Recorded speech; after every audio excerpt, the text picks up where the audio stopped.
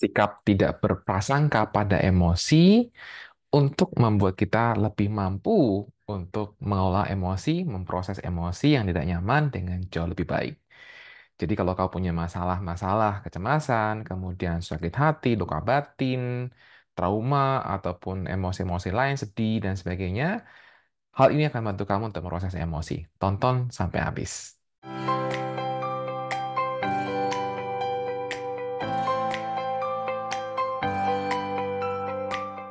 Teman-teman semuanya, mari kita masuk ke dalam apa itu menghakimi. Ya, karena kita mau bahas tentang menghakimi. Menghakimi itu adalah kita sudah menilai. Kita sudah menilai berdasarkan asumsi kita sendiri. Jadi, pernah dengar nggak? Don't judge the book by its cover, gitu kan? Jadi, jangan menilai buku dari covernya saja. Karena seringkali ketika kita melihat buku, kita melihat bahwa dari sampulnya itu, wah jelek, kemudian kita merasa bahwa, isinya juga jelek gitu kan. Nah, itu menghakimi. Padahal belum tentu ketika covernya jelek, desain covernya jelek, belum tentu bukunya nggak bagus. Belum tentu bukunya itu isinya jelek seperti yang kita pikirkan. Jadi kita belum baca, kita sudah menilai duluan. Nah, ini yang mau kita bahas teman-teman. Dalam hal ini, yang kita akan bahas tentang adalah tentang emosi. Ya, saya mengajak teman-teman untuk tidak menghakimi emosi.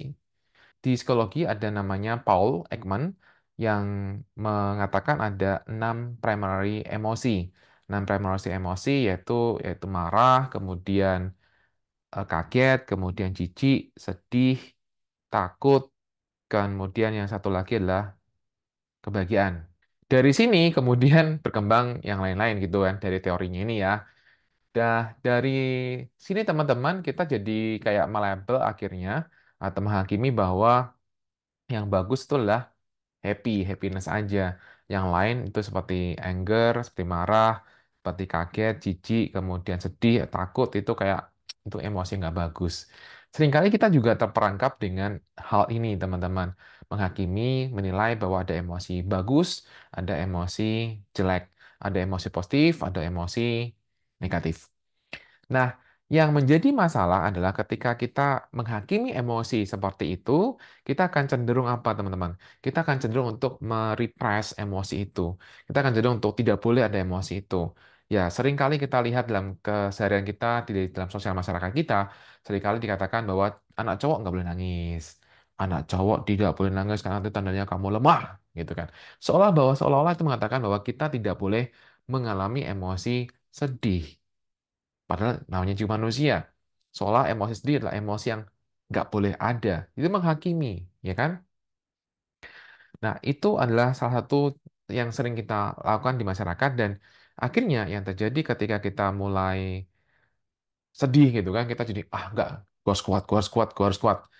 Akhirnya kita memendam emosi sedih tadi. Kita memendam emosi yang kita rasakan. Ketika kita mulai menekan emosi-emosi, yang terjadi adalah kita sudah mulai menanam bom waktu, ya kan? Menanam bom waktu. Karena emosi itu bukan hilang, teman-teman. Emosi itu akhirnya malah malah tersimpan di dalam tubuh kita. Ya, emosi tersimpan dalam tubuh kita dan ya akhirnya membuat kita jadi nggak nyaman gitu loh. Kita bisa mengalami psikosomatis juga kalau kita memendam emosi. Nah, itu pertama yang perlu teman-teman pahami dulu. Dan sebagai catatan, ini bukan berarti saya minta teman-teman boleh sedih terus, ya enggak. Oh, kalau gitu sedih, silakan sedih. Kalau takut, kemudian silakan takut terus. Ya enggak, teman-teman. Maksudnya begitu. Kalau misalnya teman-teman sudah mengalami sedih berkelanjutan, ya itu teman-teman perlu untuk ke terapis, ya, perlu ke psikolog, psikiater, gitu ya. Kalau misalnya takut terlalu berlebihan dan teman-teman nggak bisa atasi, ya izinkan pakai bantuan orang lain. Contoh teman-teman, ketika teman-teman sekarang mengalami masalah luka batin, mengalami masalah kesedihan karena pasangan atau karena orang tua atau karena mertua begitu, maka yang teman-teman bisa lakukan adalah teman-teman untuk bisa tidak menghakimi emosi, inilah emosi yang jelek, ini nggak boleh seperti itu, maka teman-teman izinkan untuk mengakui emosinya dulu. Seringkali ini teman-teman yang sering kita lupa juga bahwa kita tuh seringkali mengatakan bahwa saya sedih gitu kan. Saya sedih berarti kita sudah mengidentifikasikan diri saya bahwa saya adalah sedih itu. Iya kan? Saya marah berarti saya lah marah. Bener kan? saya Jimmy, berarti nama saya Jimmy, saya adalah Jimmy gitu kan. Nah, jadi kalau kita mengatakan hal itu, seolah kita mengatakan bahwa kita adalah emosi itu. Padahal ketika kita mengatakan bahwa kita adalah emosi itu, kita malah terlibat semakin dalam dalam emosi itu. Semakin dalam emosinya. Jadi yang perlu kita lakukan adalah kita perlu untuk mengatakan saya sedang merasakan sedih atau saya merasakan sedih. Yang mana itu sebenarnya kalau secara sekilas teman-teman akan merasa nggak ada bedanya. Tapi kalau teman-teman mulai perhatikan, mulai rasakan, mulai amati gitu kan teman-teman. Saya sedih dengan saya sedang merasakan sedih itu beda rasanya teman-teman. Beda rasanya. Teman-teman akan bisa lebih kayak menjaga jarak di situ ya teman-teman dan teman-teman akan bisa mengatasi emosi dengan jauh lebih baik. Nah, jadi ketika kita kemudian menghakimi emosi-emosi sekali lagi, menghakimi emosi-emosi yang kita alami itu adalah kita nggak boleh atau kita kemudian akhirnya ketika kita pengen misalnya ketika teman-teman mengalami gangguan cemas gitu, kemudian teman-teman pengen sedih, pengen teriak, tapi teman-teman tahan karena merasa ini nggak bagus ya, ya nggak perlu teman-teman, silahkan teriak aja, silahkan teman-teman nangis aja. Kalau teman-teman malu ya silahkan tutup pakai bantal gitu ya. Sehingga teman-teman bisa untuk merilis emosinya. Merilis emosinya. Itu penting. Sehingga ketika teman-teman tidak menekan, ya teman-teman akan jauh lebih relatif lebih sehat. Kebayang nggak teman-teman ketika kita tekan, itu sama seperti saya sering kali bilang adalah efek bola salju. Dimana ketika salju dari atas tuh kecil bolanya segini mungkin ya. Segini aja nih, segini. Kecil segini. Kemudian akan bertambah semakin besar.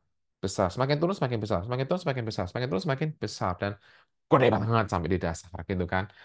Nah, ini yang membuat kita jadi ketika ada emosi yang sangat sedih, yang sangat luar biasa, jadi kita nggak kayak nggak mampu lagi untuk mengatasi emosi itu. Karena kita nggak pernah memproses emosi itu. Kita kayak rasanya kayak, ah, nggak usah lah, udah biarin aja lah.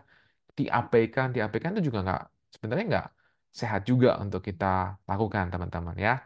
Nah, jadi, teman-teman, supaya kita bisa memproses emosi dan membuat kita jauh lebih baik adalah dengan cara Anda nggak perlu melabel bahwa ini emosi baik atau ini emosi nggak bagus. Mendingan, kalau boleh, Anda ngomongnya adalah emosi nggak nyaman atau emosi tidak nyaman aja.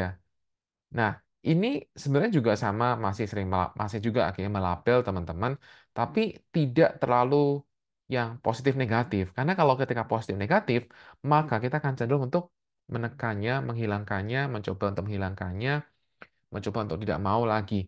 Ketika kita menolak, apa yang terjadi? Semakin terasa. What you resist persis. Apa yang kamu tolak itu semakin ada. Apa yang kamu tolak itu semakin bertahan ada di sana, gitu loh. Jadi, emosi itu dikenali.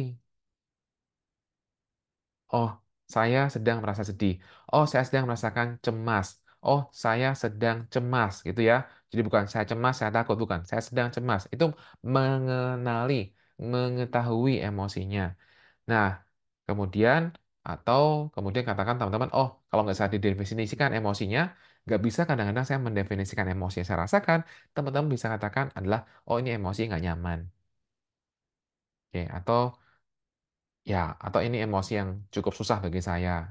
Kemudian, teman-teman, ketika memproses emosi selanjutnya, supaya teman-teman lebih bagus adalah Izinkan bersikap sebagai seorang ilmuwan. sebagai seorang ilmuwan. Sebagai orang ilmuwan yang penasaran dengan spesies baru. Jadi kalau kita ilmuwan, ada spesies baru misalnya hewan, gitu kan pada kita penasaran.